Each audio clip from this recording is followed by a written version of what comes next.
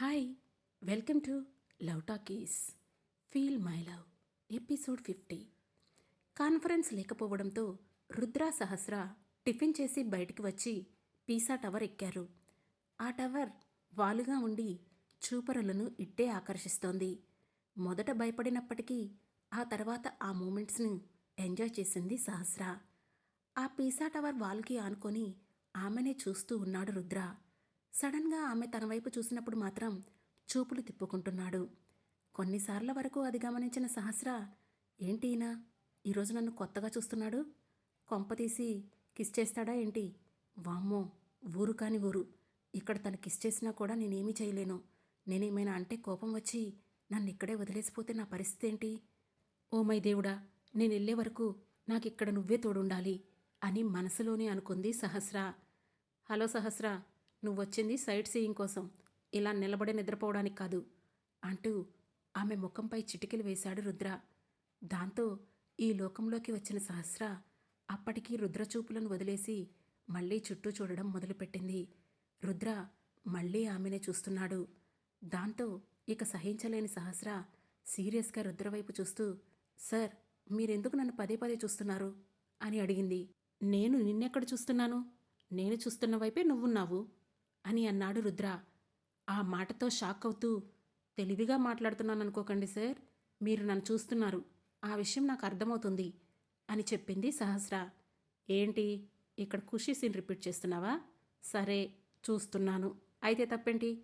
ఇక్కడ ఎవరెవరినో చూసేదానికన్నా మన తెలుగు అమ్మాయి నిన్నే చూస్తే బెటర్ కదా అని చూస్తున్నాను. వద్దంటే చెప్పు, ఆగిపోతాను అని చాలా క్యాజువల్గా అన్నాడు రుద్ర. ఆ మాటకు సహస్ర వెంటనే ఉక్రోషంగా ఏదో సమాధానం ఇవ్వాలనుకొని నోరు తెరిచింది. కానీ ఏం సమాధానం ఇవ్వాలో అర్థం కాక వెంటనే పళ్ళు పటపటా కొరుకుతూ పక్కకి చూడడం మొదలుపెట్టింది. అదంతా చూసిన రుద్ర చిన్నగా నవ్వుకొని మళ్ళీ ఆమెనే చూస్తూ ఉండగా ఏవో చూపులు మరోవైపు నుండి తనను గుచ్చుకుంటున్నట్లు అనిపించింది. దాంతో నేను సహస్రకి సైట్ కొడుతుంటే నాకెవడో సైట్ కొడుతున్నాడు అనుకుంటూ నుదురు చిట్లించిన రుద్ర చుట్టూ చూడగా దూరంగా ఒక అమ్మాయి కోపంగా రుద్రనే చూస్తూ కనిపించింది. ఆ కోపంలో ఆమె ముఖమంతా ఎర్రగా మారిపోయి ముక్కు పుటాలు అదురుతున్నాయి. ఆమెను చూసిన రుద్ర షాక్ అవుతూ, ఈమె ఇక్కడేం చేస్తుంది? ఇప్పుడు తనొచ్చి ఏదో ఒక సీన్ క్రియేట్ చేస్తే ఈ సహస్ర మనసులో నేనింకా బ్యాడైపోతాను అని మనసులోనే అనుకుంటూ తన పక్కనే ఉన్న సహస్రని, దూరంగా ఉన్న ఆ అమ్మాయిని మార్చి మార్చి చూడడం మొదలుపెట్టాడు. ఇంతలో అతని మనసులోని భయాన్ని నిజం చేస్తూ ఆ అమ్మాయి డైరెక్ట్గా రుద్ర దగ్గరికి వచ్చి అతన్ని గట్టిగా హగ్ చేసుకుంది. అది ఏమాత్రం ఎక్స్పెక్ట్ చేయని రుద్ర షాక్ అయ్యాడు. ఇంతలో తన వెనక ఏదో జరిగిందనిపించి వెనక్కు తిరిగిన సహస్ర రుద్రను ఎవరో ఒక అమ్మాయి అంత గట్టిగా హగ్ చేసుకోవడం చూసి షాక్ అయ్యింది. మరోవైపు ఆ రోజు సురభిని పికప్ చేసుకున్న వీరేంద్ర ఆమెను తీసుకుని లాల్ బొటానికల్ గార్డెన్కి వెళ్ళాడు. నిజానికి కాలేజీ నుంచి తీసుకురావడం వరకు ఓకే, కానీ వీరేంద్ర తనను బయటికి తీసుకెళ్తాడంటే ఎక్కడికి తీసుకెళ్తాడో అని అనుకున్న సురభి అతను తనని బొటానికల్ గార్డెన్కి తీసుకురావడంతో పర్వాలేదు, ఏ రిసార్ట్కో తీసుకెళ్లకుండా ఇక్కడికి తీసుకొచ్చాడు, ఎంతైనా బావ చాలా డీసెంట్ అని అనుకుంది. ఆ తర్వాత ఇద్దరూ గార్డెన్ అంతా తిరిగి చూస్తున్నారు. అది సురభికి చాలా వరకు యూజ్ అయ్యేది కనుక ప్రతిదానిని గమనిస్తూ చూస్తూ ఉంది. సరిగ్గా అదే సమయంలో వీరేంద్రకి ఒక ఫోన్ కాల్ వచ్చింది. స్క్రీన్పై కనిపించిన ఆ ఫోన్ నెంబర్ను చూసి వీరేంద్ర సైడ్ స్మైల్ ఇస్తూ, సురభి, ఒక కాల్ వచ్చింది, నువ్వు చూస్తూ ఉండు, నేను కాల్ మాట్లాడి నీ దగ్గరికి వస్తాను అని అన్నాడు. ఆ మాటతో సురభి తన నడుముపై చెయ్యి పెట్టుకొని, బావా, ఇది టూ మచ్, మనిద్దరం కలిసొచ్చాం, నీకోసం నా వర్క్ అంతా ఆపేసి మరీ వచ్చాను, అలాంటిది నువ్వు నన్ను వదిలేసి ఫోన్ కాల్స్ మాట్లాడుకుంటావా అని అడిగింది. ప్లీజ్ సురభి, ఒక్కటే కాల్, ఈ కాల్ లిఫ్ట్ చేయకపోతే అవతల వాళ్ళకి హార్ట్అటాక్ వస్తుంది అని చెప్పాడు వీరేంద్ర. సరే సరే, వెంటనే వచ్చేసేయ్ అని నవ్వుతూ చెప్పింది సురభి. ఓకే, థ్యాంక్ యూరా అంటూ పక్కకి వెళ్ళి వెంటనే కాల్ లిఫ్ట్ చేశాడు వీరేంద్ర. అవతలి వైపు నుండి మౌనిత మాట్లాడడం మొదలుపెట్టింది. Veerendra, this is not correct, నీకు మాకు పడినప్పుడు నువ్వెందుకు మా అమ్మాయిని టార్గెట్ చేస్తున్నావు అని అడిగింది మౌనిత. నేనెందుకు టార్గెట్ చేస్తున్నానో నీకు తెలియదా అత్తా అని కూల్గా అడిగాడు వీరేంద్ర. ఎందుకు టార్గెట్ చేస్తావు? మహా అయితే నా కూతుర్ని పెళ్లి చేసుకొని నా ఇంటికి అల్లుడయ్యి మీ మామయ్య నుంచి రాజకీయ వారసత్వం తీసుకోవడానికే టార్గెట్ చేస్తూ ఉంటావు అంతే కదా అని డైరెక్ట్గా అడిగింది మౌనిత. ఎగ్జాక్ట్లీ అంతే అత్తా, నవ్వుతూ అన్నాడు వీరేంద్ర. చంపేస్తాను వీరేంద్ర, నా కూతురు జోలికొస్తే నేను నిన్ను బ్రతకనివ్వను ఆవేశంగా అంది మౌనిత. వస్తేనా, ఆల్రెడీ వచ్చేసానత్తా, నీకు చేతనైంది చేసుకో. కానీ నేను నీ కూతుర్ని లైన్లో పెట్టేదే, లవ్ చేసేది చేసేదే, పెళ్ళి చేసుకునేదే. నీ బిడ్డకి, నీ ఇంటికి, నీ మొగుడికి కూడా మొగుణ్ణవుతాను అని అన్నాడు వీరేంద్ర. చాలే ఆపు, నీ గురించి నువ్వేమనుకుంటున్నావు? పెద్ద హీరో అనుకుంటున్నావా? అయినా నీకు రాజకీయ వారసత్వం కావాలంటే మాతో మంచిగా ఉండాలి కానీ ఇవేం పనులు? నా కొడుకు ఎలా కూర్చున్నాడు, వాడికి ఈ ఫీల్డ్లో ఇంట్రెస్ట్ ఉందో లేదో తెలీదు. అలాంటి సమయంలో నువ్వు మీ మామయ్య వెంట తిరిగితే ఆయనకి నువ్వే రాజకీయ వారసుడు అవుతావు కదా. ఈ ఫీట్స్ అన్నీ అవసరమా అని అడిగింది మౌనిత. హలో అత్త, ఏంటి మాటలు చల్లగా వస్తున్నాయి? నీ మాటలకు నేను కరిగిపోతాననుకుంటున్నావా? అది జరగని పని. అయినా అది మా నాన్నకి దక్కాల్సిన గౌరవం, మా నాన్నకి దక్కాల్సిన పదవి, మా నాన్నకి దక్కాల్సిన అధికారం. కానీ మధ్యలో వచ్చి నీ మొగుడు ఎగరేసుకొని పోయాడు. ఇప్పుడు నువ్వు ఇలా మాట్లాడుతుంటే నాకు నవ్వొస్తోందత్తా అని యాటిట్యూడ్గా అన్నాడు వీరేంద్ర. నేనేమీ ఎగరేసుకుపోలేదు వీరేంద్ర. మీ నాన్న తాగి వ్యభిచారుల వెంట తిరుగుతుంటే మీ తాత ఇదిగో తన వెంట నమ్మకంగా తిరుగుతున్న ఆ చంద్రాన్ని తీసుకొచ్చి నాకు మొగుణ్ణి, ఆయనకి రాజకీయ వారసుణ్ణి చేసుకున్నాడు. అంతే తప్ప నేనేమి మిమ్మల్ని నెట్టేసి ఈ పదవి తీసుకోలేదు అని అంది మౌనిత. ఎలా అయితే ఏంటత్తా, మీ ఆయన మా తాతకి తన టాలెంట్ అంతా చూపించాడు, అందుకే తీసుకొచ్చాడు.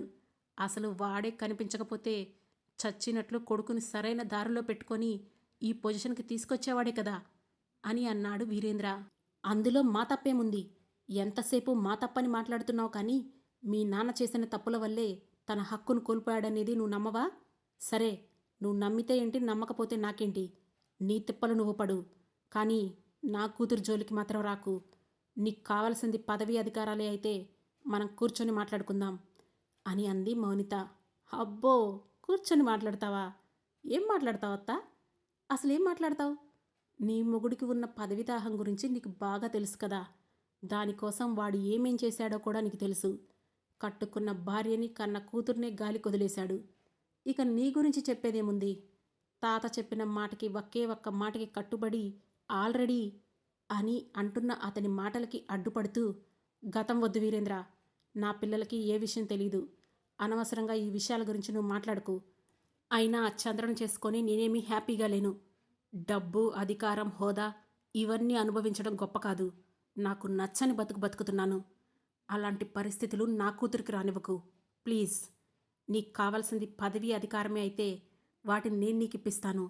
అందుకోసం నా కూతుర్ని బలి చేయకు అని ఒక తల్లిగా తగ్గి మాట్లాడింది మౌనిత.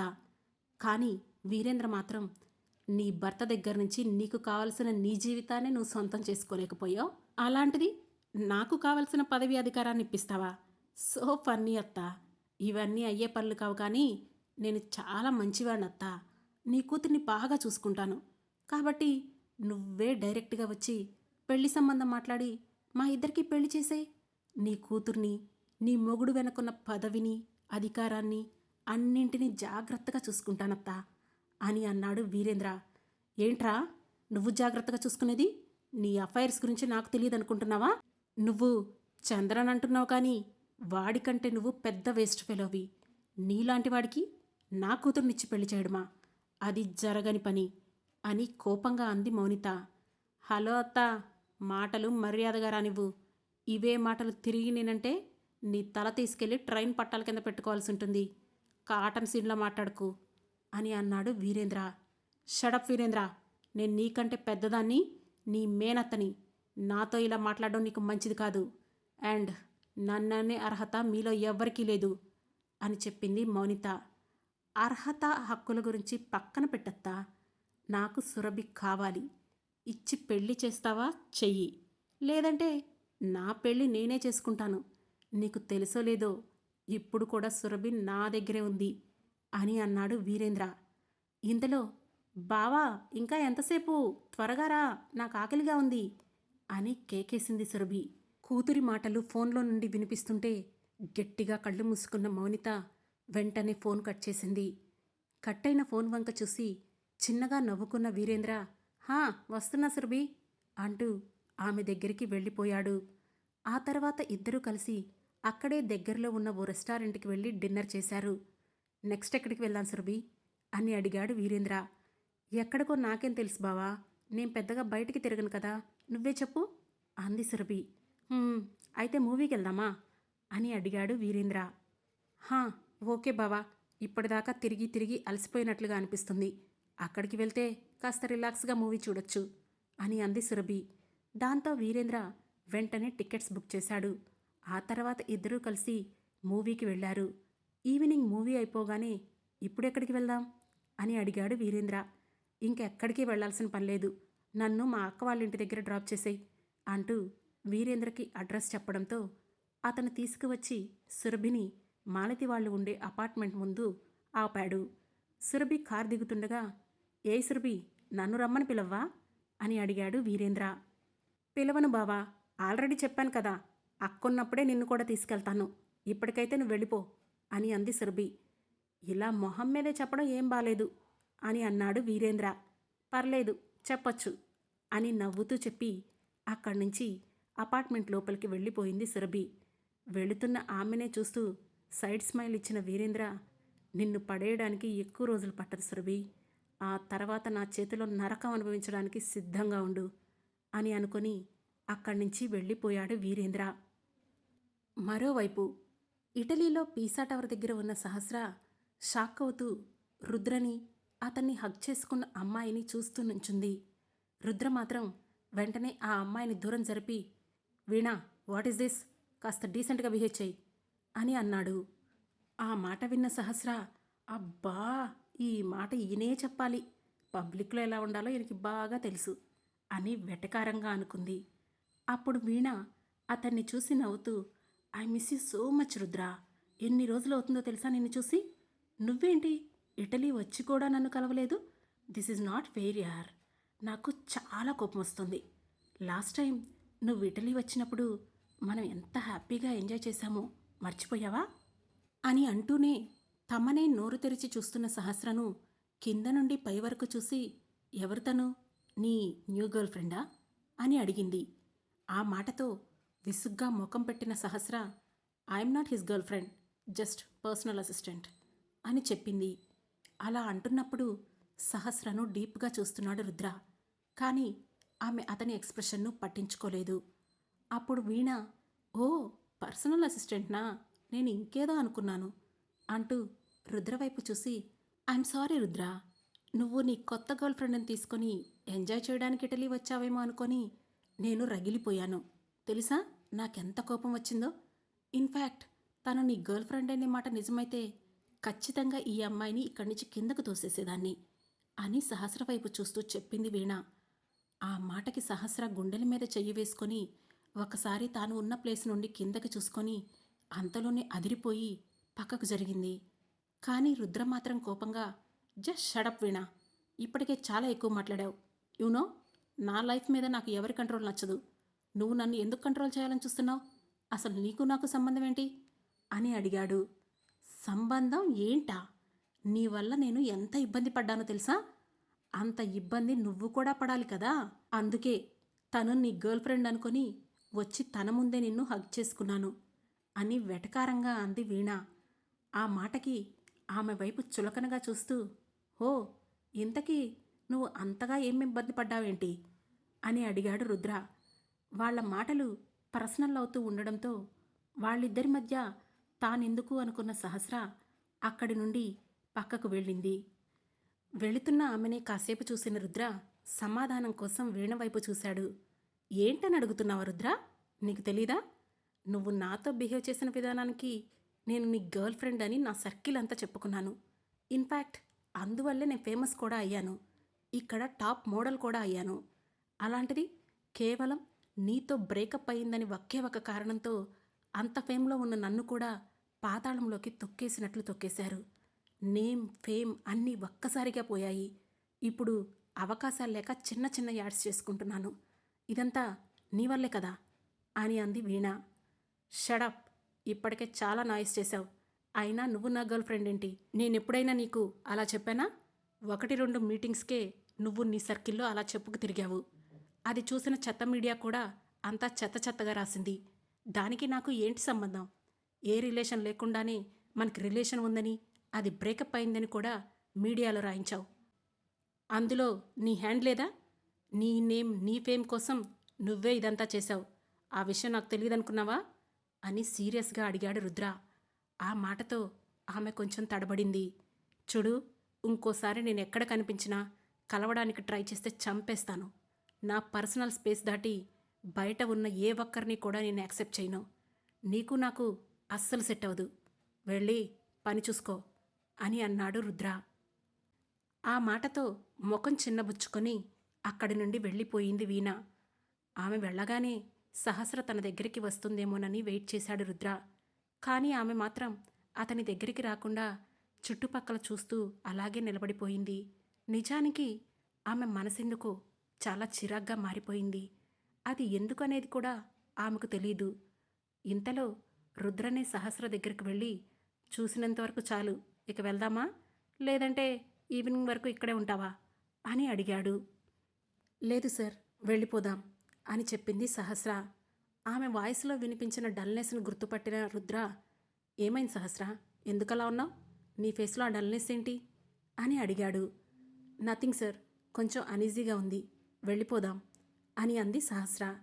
ఏంటి, తను నన్ను హగ్ చేసుకునేసరికి హర్ట్ అయ్యావా, లేక జలస్ ఫీల్ అవుతున్నావా?